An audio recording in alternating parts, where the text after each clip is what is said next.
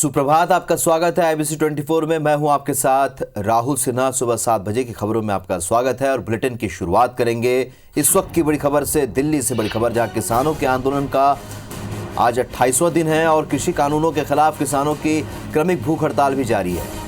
11 किसान नेता भूख हड़ताल कर रहे हैं। आज किसान दिवस पर एक वक्त का किसान खाना छोड़कर प्रदर्शन करेंगे। भारतीय किसान यूनियन ने एक वक्त का खाना छोड़ने का आह्वान किया है। किसानों ने देशवासियों से भी समर्थन की अपील की है। देशवासियों से आज एक वक्त का खाना छोड़ने की अपील किसानों ने की है। आज दिल्ली के टिकरी बॉर्डर पर किसान शहीद दिवस मनाएंगे। आंदोलन के समर्थन में भोपाल में किसान सत्याग्रह किया जाएगा। दिल्ली के सिंघू बॉर्डर पर आज किसानों की बैठक होगी। केंद्र के बीच बातचीत के प्रस्ताव पर किसान संगठन फैसला लेंगे। आज मोदी कैबिनेट की बैठक में किसान आंदोलन पर चर्चा हो सकती है।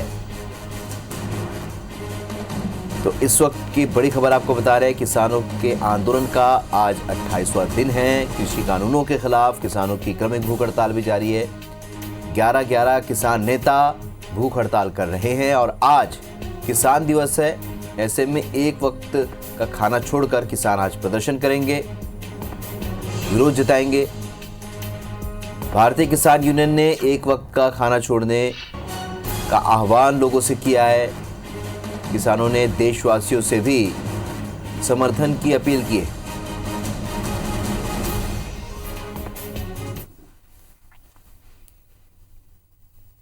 बढ़ते आगे और बात करेंगे छत्तीसगढ़ से एक बड़ी खबर का। छत्तीसगढ़ के स्वास्थ्य मंत्री टी.एस. सिंहदेव किसानों के आंदोलन के समर्थन में आज एक दिन के उपवास पर रहेंगे। टी.एस. सिंहदेव ने ट्वीट कर ये जानकारी दी है। उन्होंने ट्वीट किया कि हमारे अन्नदाताओं के साथ हो रहे अन्याय के खिलाफ उनके आंदोलन के समर्थन में 23 दिसंबर को मैं एक दिन के उपवास पर बैठ रहा हूं। जो हाथ में अन्न देते हैं उन्हें मोदी सरकार ने ठंड में ठिठुरने के लिए मजबूर कर दिया है। हम सभी को किसानों के साथ हो रहे इस अन्याय के खिलाफ आवाज उठानी चाहिए। इस पर बीजेपी विधायक और पूर्व मंत्री बृजमोहन अग्रवाल ने तंज कसा है।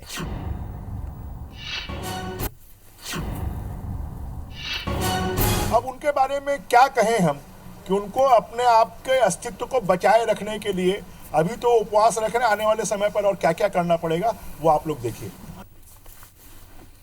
तो आपको बता दें, किसानों के समर्थन में आज छत्तीसगढ़ के स्वास्थ्य मंत्री टी.एस. सिंहदेव एक दिन का उपवास रखेंगे। इसकी जानकारी उन्होंने ट्वीट कर दी है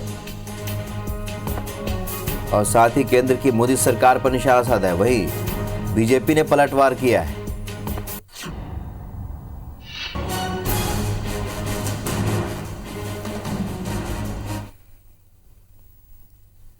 बढ़ते आगे और एक और बड़ी खबर का रुख करते हैं। छत्तीसगढ़ विधानसभा के शीतकालीन सत्र का आज तीसरा दिन है। आज प्रश्नकाल में कानून व्यवस्था और खाद्य विभाग से जुड़े मामलों की गूंज सुनाई देगी। मुख्यमंत्री 2500 करोड़ का द्वितीय अनुपूरक बजट भी पेश करेंगे। इसके साथ ही सरकार 4 संशोधन विधेयक भी पेश करेगी।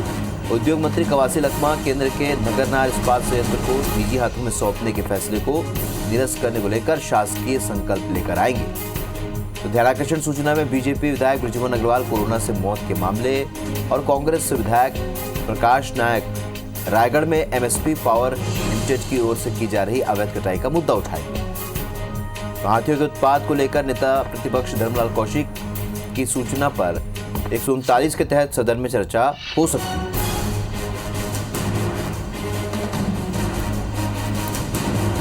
तो छत्तीसगढ़ विधानसभा सत्र का आज तीसरा दिन है और आज भी तमाम मुद्दों पर चर्चा होगी। कानून व्यवस्था पर आज सदन में चर्चा हो सकती है, उसकी गूंज सुनाई दे सकती है। कानून व्यवस्था, खाद्य विभाग से जुड़े मामलों की आज गूंज सुनाई देगी। तो 2500 करोड़ रुपए का द्वितीय अनुपूरक बजट आज सीएम भूपेश बघेल पेश करेंगे। सदन में आज 4 संशोधन विधेयक भी पेश होंगे।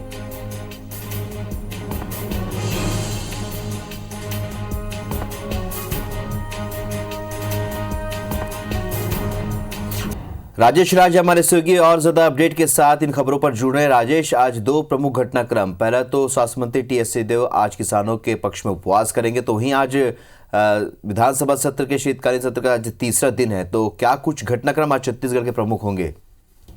देखिए, ये जो दो घटनाक्रम आपने बताया, ये दोनों बहुत महत्वपूर्ण घटनाक्रम है और पूरे राज्य की नज़र इन दोनों घटनाक्रमों पे रहेगी। विधानसभा का सत्र इसलिए महत्वपूर्ण रहेगा क्योंकि पहले दिन ही काफ़ी हंगामेदार सत्र रहा। विपक्ष ने बहिर्गमन किया और फिर उसने स्थगन प्रस्ताव पेश किया और उस पर वो ग्राह्य भी हो गया। हालांकि दूसरा दिन का सत्र मोतीलाल वोरा के निधन के चलते उस तरह से नहीं चल पाया और श्रद्धांजलि देकर के स्थगित कर दी गई। तो जो आज तीसरा दिन होगा वो बेहद हंगामेदार होगा क्योंकि विपक्ष ने इस सत्र में सत्ता पक्ष को घेरने की पूरी तैयारी की है और इस पे हम पहले भी देख चुके हैं। रमन सिंह पूर्व मुख्यमंत्री का बयान आया था कि इस सत्र में किसान का जो दर्द है वो प्रमुखता से उठाएंगे और जो दर्द किसान महसूस कर रहे हैं उसकी गूंज पूरे प्रदेश में सुनाई देगी। तो किसान की आत्महत्या, धान खरीदी में जो मुश्किलें आ रही हैं, बारदाना की कई जगहों पर शिकायत आई है और विपक्ष ने एक मुद्दा ये बनाया है कि जो धान खरीद रही है सरकार, तत्काल उसका पेमेंट नहीं होता है और जो अंतर की राशि है, जैसे राज्य सरकार कांग्रेस राजीव गांधी न्याय योजना के नाम से जो 2500 रुपये की MSP का जो अंतर मूल्य है वो देने में 1 साल से ज़्यादा देर लगा रही है। तो ये कुछ प्रमुख मुद्दे हैं जिसको लेकर के विपक्ष पूरी तरह से तैयार है और सत्ता पक्ष को घेरने की तैयारी करेगी। अनुपूरक बजट भी पेश होना है, ये राज्य सरकार के खर्च को लेकर के दूसरी बार करीब होगा, तो वो पेश होना है। ये आज के महत्वपूर्ण घटनाक्रम विधानसभा में देखने को मिलेंगे। दूसरी जो बड़ी बात आपने बताई वो TS सिंहदेव का मुद्दा है। ये भी लगभग किसानों से ही जुड़ा है क्योंकि सत्ता पक्ष घिर रहा है सदन में किसान के मुद्दे पे और वही केंद्र सरकार की जो कृषि बिल है, कृषि कानून है, उसको लेकर के यहाँ का जो सत्ता पक्ष है वो केंद्र को घेरने की कोशिश में है और उसी मुद्दे पे आज TS सिंहदेव किसान कानून के जो विरोध में किसान आंदोलन हो रहे हैं, तो किसानों को समर्थन देते हुए आज एक दिन का उपवास रखेंगे। बिल्कुल राजेश, और मौसम का मिजाज भी आजकल बदल गए। पिछले 3-4 दिनों से ठंड लगातार बढ़ी है। फिलहाल मौसम विभाग क्या करेगा? ठंड का असर भी देखने को मिलेगा? देखिए, ठंड का असर तो देखने को मिलेगा क्योंकि मौसम विभाग ने कुछ दिन पहले ही ये बता दिया था कि पूरे प्रदेश में, पूरे देश में जो सिस्टम बना है, खास करके पड़ोसी राज्यों मध्य प्रदेश देख ले या फिर पश्चिम बंगाल देख ले या झारखंड देख ले, वहाँ पे जो सिस्टम एक्टिवेट हुआ है वो करीब 1 सप्ताह पहले हो गया है। वो प्रत्याशित 1 सप्ताह बाद था लेकिन वो पहले आ गया है। तो ये जानकारी है, उसके चलते छत्तीसगढ़ में भी असर देखेगा। खास करके जो उत्तरी हिस्सा है, अंबिकापुर सरगुजा से इलाका सटा हुआ, वो भी ठंड की चपेट में रहेगा और दक्षिण का जो इलाका है बस्तर, उसमें भी ठंड रहेगा। मैदानी इलाकों में अभी उस तरह की ठंड नहीं पड़ रही है लेकिन आने वाले दिनों में यहाँ पे भी ठंड बढ़ेगी। चलिए राजेश, इस जानकारी के लिए आपका बहुत बहुत शुक्रिया। ठंड के मौसम के बीच आज प्रदेश में विभिन्न घटनाक्रम को लेकर मिजाज भी गर्म देखने को मिल सकता है। बढ़ते आगे, मध्य प्रदेश में पेट्रोल डीजल पर सेस हटाने के आदेश के बाद बनी गफलत की स्थिति को दूर करने के लिए सरकार ने स्पष्टीकरण जारी कर दिया है, जिसमें बताया गया कि सरकार ने सेस के ऊपर लगे सेस को हटाकर सरलीकरण किया है। इससे पेट्रोल डीजल के दामों में कोई कमी नहीं आएगी। शिवराज सरकार ने पेट्रोलियम कंपनियों की टैक्स गणना की विसंगतियों को दूर करने के लिए 1% सेस पर लग रहे सेस को खत्म करने का ऐलान किया। इससे पेट्रोल और डीजल पर लगने वाले टैक्स यथावत रहेंगे। इससे पेट्रोल और डीजल की कीमतों पर फिलहाल कोई राहत नहीं मिलने वाली है। वहीं सरकार के इस गफलत भरे फैसले से उत्साहित बीजेपी के कई नेता पेट्रोल डीजल के दामों में भारी कमी की बधाई देते हुए सोशल मीडिया में छाए रहे। ये नेता भी सरकार की फैसले को नहीं समझ पाए, जिसके कारण सोशल मीडिया पर कई नेता ट्रोल हुए तो कुछ ने ट्वीट को वापस ले लिया। तो कल ही शिवराज कैबिनेट की बैठक में ये निर्णय लिया गया। सेस को हटाने को लेकर सरकार ने जो निर्णय लिया वो तकनीकी तौर पर कुछ ऐसा है जिससे आम लोगों को राहत नहीं मिलेगी। इधर मिलावट के खिलाफ शिवराज सरकार ने सख्ती दिखाई है। शिवराज कैबिनेट ने मिलावट करने पर 3 साल की सजा का प्रावधान को आजीवन कारावास में बदल दिया है। वहीं एक्सपायरी डेट की दवा बेचने पर अब 5 साल की सजा होगी। कैबिनेट में लव जिहाद को लेकर लाए जा रहे धर्म स्वातंत्र्य विधेयक 2020 को फिलहाल मंजूरी नहीं मिली है। विधेयक को लेकर कई सुझाव आए हैं, जिसके आधार पर कानून में संशोधन कर 26 दिसंबर को होने वाली कैबिनेट बैठक में रखा जाएगा। कैबिनेट में गौड़ खनिज अधिनियम 1996 में संशोधन को मंजूरी दी गई है। अधिनियम में 31 गौड़ खनिज को शामिल किया गया है।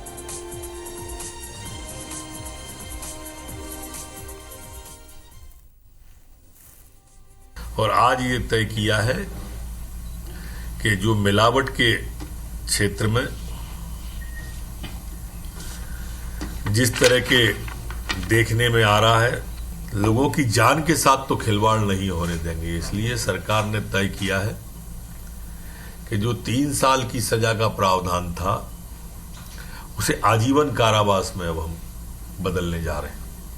वो सभी खाद्य पदार्थ, पेय पदार्थ, दवा एक्सपायरी डेट के अगर कोई बेचता है तो उसकी भी सजा का 5 साल का प्रावधान करने का आज विधि विभाग के प्रस्ताव को कैबिनेट के द्वारा मंजूरी दी गई है। आज जो धर्म स्वातंत्र विधेयक था उसमें अलग अलग सुझाव आने के कारण से तय किया है कि जो जबरदस्ती धर्म परिवर्तन रोकने के लिए धर्म स्वातंत्र विधेयक आया था, ये अब 26 तारीख को एक अलग से कैबिनेट बैठक करके उसमें प्रस्ताव पास करके इसे विधानसभा के लिए ले जाएंगे। मध्य प्रदेश में कांग्रेस ने नगरीय निकाय चुनाव से ठीक पहले अनुशासन समिति की घोषणा कर दी है। पूर्व मंत्री भारत सिंह को समिति का चेयरमैन बनाया गया। प्रदेश संगठन प्रभारी चंद्र प्रभाष शेखर को वाइस चेयरमैन बनाया गया तो 6 सदस्यों की नियुक्ति भी कर दी गई। खास बात यह है कि रिटायर्ड IAS अजिता वाजपेयी पांडे को समिति में रखा गया है। अजिता कांग्रेस रिसर्च विंग की अध्यक्ष भी हैं। इसके अलावा विनय पांडे, नन्हेलाल धुर्वे, बाबूलाल सोलंकी, सैयद साजिद अली और रामेश्वर पटेल को सदस्य बनाया गया। यह समिति पार्टी के संविधान के विपरीत या पार्टी के खिलाफ काम करने वाले किसी भी नेता, पदाधिकारी या कार्यकर्ता पर कार्रवाई कर सकती है। समिति ऐसी शिकायतों की जांच भी करती है जिसमें पार्टी विरोधी गतिविधियों में शामिल होने के आरोप लगते हैं। चूंकि नगरीय निकाय चुनाव से पहले समिति का गठन किया गया है, इससे साफ है कि कांग्रेस चुनाव के दौरान भीतरघात करने वालों के खिलाफ समय पर एक्शन लेने की तैयारी में है।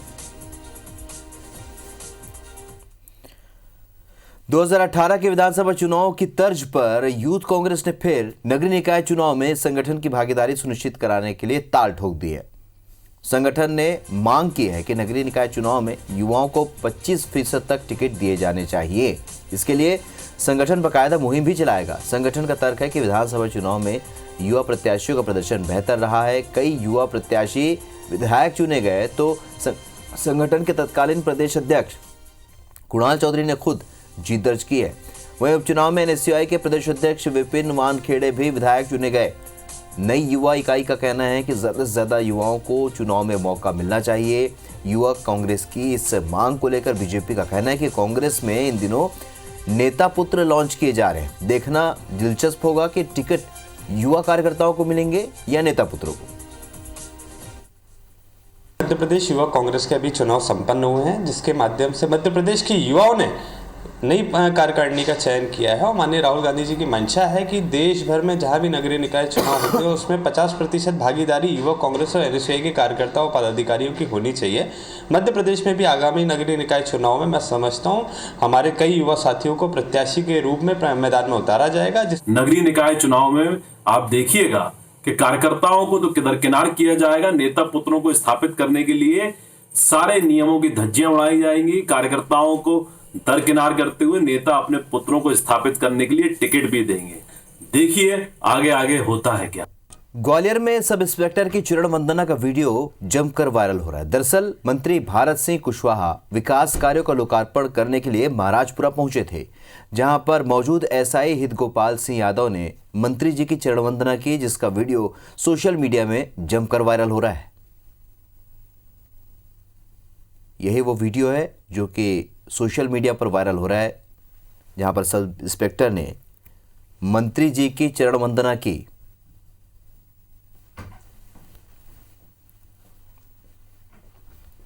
बढ़ते आगे, छत्तीसगढ़ पुलिस ने एक ऐसे गैंग का खुलासा किया है जो फर्जी वेबसाइट बनाकर गूगल में फर्जी तरीके से फिट कर लोगों को ठगी का शिकार बनाता था। पुलिस के साइबर सेल ने बिहार के कई जिलों में एक हफ्ते से भी ज्यादा समय तक अपनी पहचान छुपाते हुए कैंप किया। इसके बाद गैंग से जुड़ी महिला, एक नाबालिग समेत 6 लोगों को गिरफ्तार कर रायपुर लाया गया। PHQ से मिली जानकारी के मुताबिक शातिर गिरोह बिहार के नवादा और नालंदा जिले के अलग अलग गांव में रहकर कई बड़ी कंपनियों की फर्जी वेबसाइट बनाकर गूगल में फिट करते थे, जिससे सर्च करने पर फर्जी वेबसाइट सबसे ऊपर आ जाती थी। वेबसाइट पर दिए नंबरों पर अपनी पूरी डिटेल देकर करीब 10,000 लोग ठगी का शिकार हो चुके हैं। नया रायपुर स्थित साइबर थाने में पिछले दिनों मुंगेली के राजकुमार यादव ने शिकायत की थी कि उसके साथ बैंक ग्राहक सेवा केंद्र के नाम पर फर्जी वेबसाइट के जरिए 1,16,000 की ठगी हुई है, जिस पर मामला दर्ज करने के बाद साइबर सेल की 9 सदस्यीय टीम बिहार भेजी गई थी। आरोपियों ने पूछताछ में बताया कि उनका गिरोह लोगों से ऑनलाइन ठगी के लिए सिंडिकेट के तौर पर काम करता है। फिलहाल आने वाले दिनों में कई राज्यों की पुलिस छत्तीसगढ़ आकर आरोपियों से पूछताछ कर सकती है। बिलासपुर के तारबहार क्षेत्र के विनायक हाइट्स में फ्लैट दिलाने के नाम पर धोखाधड़ी हुई है। यहां पर 2 लोगों से 40 लाख रुपए की धोखाधड़ी के मामले में पुलिस ने आरोपी बिल्डर को नोएडा से गिरफ्तार किया है।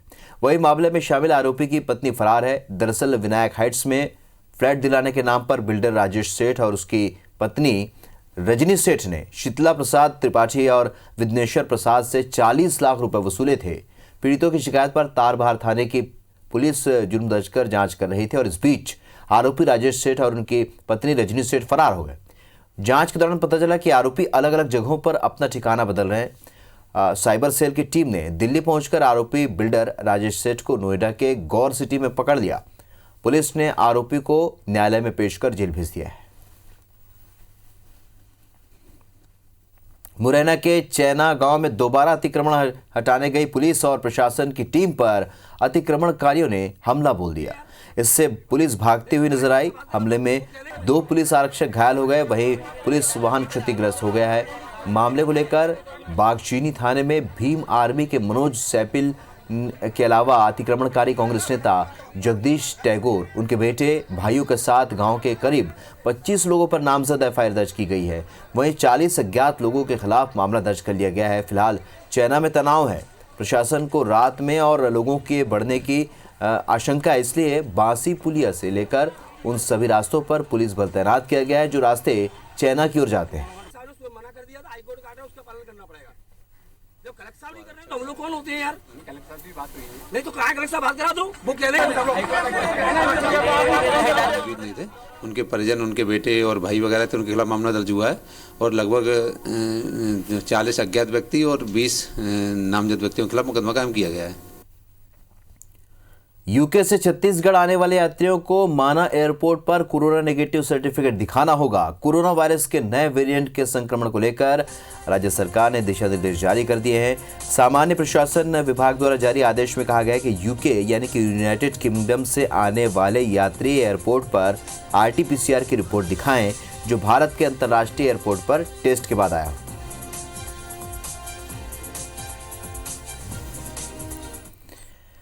तो कोरोना के नए वेरिएंट का असर छत्तीसगढ़ में भी हो सकता है। रायपुर मेडिकल कॉलेज के विशेषज्ञ का कहना है कि स्वास्थ्य मंत्रालय की ओर से जारी निर्देशों के पालन से ही इससे बचा जा सकता है।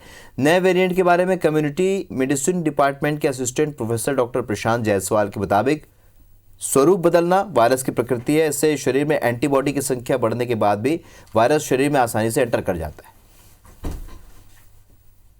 तो ये वायरस समय समय के साथ अपना स्वरूप चेंज करता है, ताकि क्या होता है कि जैसे हमारा बॉडी एंटीजन एंटीबॉडी बना रहा है, तो हम अपने अंदर रोग प्रतिरोधक क्षमता बढ़ा रहे हैं, तो वायरस ही अपने आप को मजबूत करने की कोशिश करता है।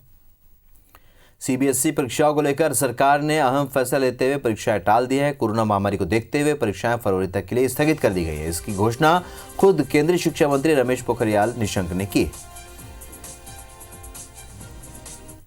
छत्तीसगढ़ माध्यमिक शिक्षा मंडल बोर्ड ने कक्षाओं की स्थायी मेरिट लिस्ट जारी कर दी है। जारी हुई स्थायी सूची में 10 और नए नाम जुड़ गए हैं। हाई स्कूल परीक्षा की मेरिट लिस्ट में 5 और हायर सेकेंडरी परीक्षा में भी 5 नए छात्रों ने नई लिस्ट में अपनी जगह बनाई है और इसी के साथ हाई स्कूल परीक्षा की मेरिट लिस्ट में छात्रों की संख्या 42 से बढ़कर 47 हो गई। मध्य प्रदेश में दक्षिण पूर्वी हवाओं के चलते मौसम में बदलाव दर्ज किया गया है, जिसके चलते कई जिलों के तापमान में बढ़ोतरी हुई है। अभी अनुमान के मुताबिक 3 दिनों तक इसी तरह का मौसम रहने की संभावना है, लेकिन मौसम विभाग का यह भी अनुमान है कि नए साल में लोगों को कड़ाके ठंड का सामना करना पड़ सकता है। बात करें तापमान की तो भोपाल में न्यूनतम तापमान 8.4, इंदौर में 9.6, जबलपुर में 6.5 डिग्री दर्ज किया गया, तो वहीं ग्वालियर में 7.4 डिग्री तापमान दर्ज किया गया है। मध्य प्रदेश में सबसे कम तापमान पचमढ़ी में 3 डिग्री और उमरिया में 4.1 डिग्री दर्ज किया गया।